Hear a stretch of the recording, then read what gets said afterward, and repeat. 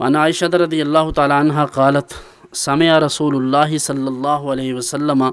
صوت خصوم بالباب عالیۃ اصواتهما واذا احدهما يستودع الاخر ويسترفقه في شيء وهو يقول والله لا افعل فخرج عليهما رسول الله صلى الله عليه وسلم فقال ان المتألي على الله لا يفعل المعروف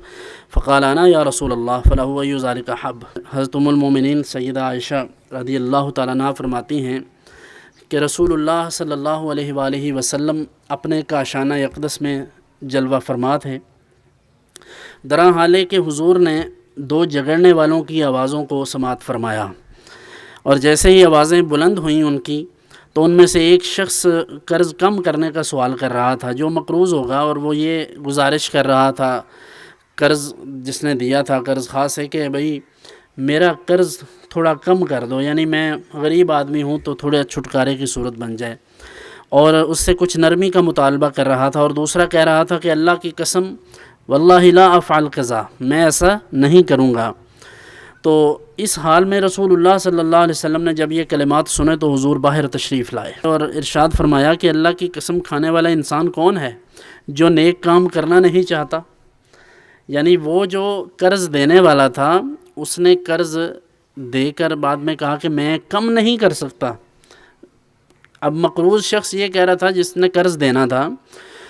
قرض ادا کرنا تھا واپس اس کے مالک کو، وہ یہ کہہ رہا تھا کہ تھوڑی نرمی کر دو، اور مالک یہ کہہ رہا تھا جس نے پیسے لینے تھے وہ یہ کہہ رہا تھا کہ نہیں اللہ کی قسم میں نہیں کروں گا۔ تو حضور نے فرمایا وہ کہاں ہے جو نیکی نہیں کرنا چاہتا؟ اب چونکہ حضور علیہ الصلوۃ والسلام نے ارشاد فرما دیا تھا تو اس نے کہا یا رسول اللہ میں ہوں وہ۔ تو حضور نے فرمایا کہ یعنی اتنا حضور کا فرمانا ہی تھا، تو اس شخص نے آگے سے کہا کہ مقروض کے لیے وہی ہے جو وہ چاہتا ہے، یعنی جناب جس طرح تسی فرما دو کہ جی ایسی کر دینا، کیونکہ اب اس میں اللہ کے رسول کی رضا شامل ہو گئی ہے۔ تو حضور جس بات سے خوش ہیں مقروض شخص مجھے جو بھی شرط لگائے گا میرے لیے قبول ہے۔ اس کا مطلب کیا ہوا کہ دو شخص اگر جھگڑ رہے ہوں تو ہمیں دیکھ کر یہ نہیں کرنا چاہیے کہ وہ یار انہیں تو اپنی قبر چ جانا اسا اپنی قبر چ، بالکل ٹھیک ہے اپنی اپنی قبر ہے، لیکن اللہ رب العزت نے ہر شخص کو ایک خاص مقام اور مرتبہ دیا ہے۔ اگر کوئی غریب آدمی، کوئی بے کس اور بے بس قسم کا لاچار اور غریب اور مسکین قسم کا بندہ جا کر لڑائی ختم کروائے گا تو کوئی نہیں مانے گا، لیکن اگر کوئی ایسا شخص جو متمول گھرانے سے تعلق رکھتا ہو، مخیر حضرات میں سے جو جیسے لوگوں کو اللہ نے عزت دی ہے، یا وہ اصحاب سیاست میں سے ہے، کوئی ایم پی اے ہے، ایم این اے ہے، چودھری ہے، کوئی عالم دین ہے، کوئی پیر صاحب ہے، کوئی اس ٹائپ کا بندہ ہے جس کو اللہ تعالیٰ نے عزت دی ہے، لوگ اس کی بات سنتے ہیں اور مانتے ہیں، اور اسے یہ لگتا ہے کہ یہ میرے کہنے سے لڑائی جھگڑا ختم ہو جائے گا، تو ایسے شخص کے لیے باہر نکلنا، بات کرنا ضروری ہے۔ وہ نکلے ہاں، لیکن اس میں یہ ہے کہ وہ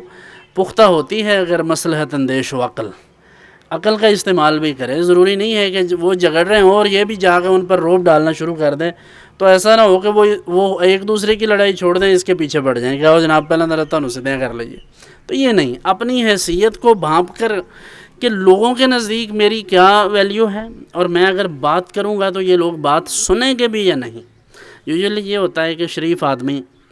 نیک آدمی جو اپنے آپ کو ظاہر ہے جس طرح کا وہ اپنے آپ کو دیکھتا ہے ایسا ہی وہ لوگوں کو سمجھتا ہے کہ ہاں ایسا اگر میرے ساتھ ہوتا، مجھے کوئی ذی شعور اور کوئی صاحب حیثیت بندہ آ کر کہتا تو میں اس کی بات مان لیتا، تو وہ یہ سمجھتا کہ میں بھی کہوں گا تو وہ مان لیں گے، تو وہ الٹا اس کو بھی پرچے میں دھر لیتے ہیں اور کہتے ہیں اس پر بھی ایف آئی آر بناؤ، اس کا دماغ ذرا ٹھیک ہو جائے گا۔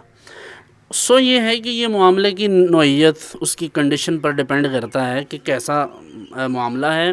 لوگ کیسے ہیں، حالات کیسے ہیں۔ ایسا نہ ہو کہ وہاں فائرنگ ہو رہی ہو، لڑائی جھگڑا ہو رہا ہو اور آپ جا کر کہیں کہ بس صلح و خیر، آپ جا کر اور وہ صلح و خیر کی بجائے آپ کو بھی ایک فائر لگ جائے،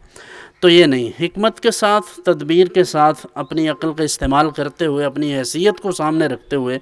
اگر ممکن ہو تو ایسے موقع پر دفع فساد کے لیے کوشش کرنا، یہ رسول اللہ صلی اللہ علیہ وسلم کی سنت ہے۔